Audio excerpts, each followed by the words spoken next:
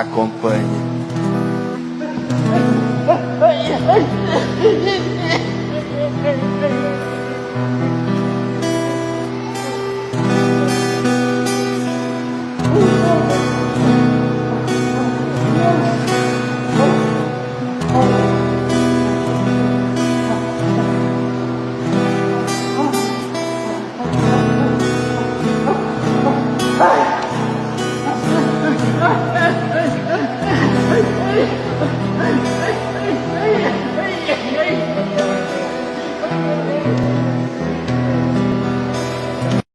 കുർബാനയ്ക്കിടെ കരഞ്ഞുകൊണ്ട് അൾത്താരയിലേക്ക് വന്ന വൃദ്ധനെ ചേർത്ത് പിടിച്ച വൈദികന്റെ വീഡിയോയാണ് ഇപ്പോൾ സമൂഹ മാധ്യമങ്ങളിൽ വൈറലാവുന്നത്.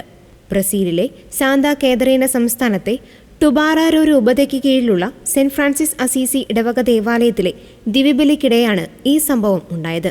വിശുദ്ധ കുർബാനയ്ക്കിടെ കൂദാശവചനം ചൊല്ലുമ്പോൾ ഒരു വയോധികൻ കരഞ്ഞുകൊണ്ട് അൾത്താരയിലേക്ക് പ്രവേശിക്കുന്നത് വീഡിയോയിൽ കാണാം.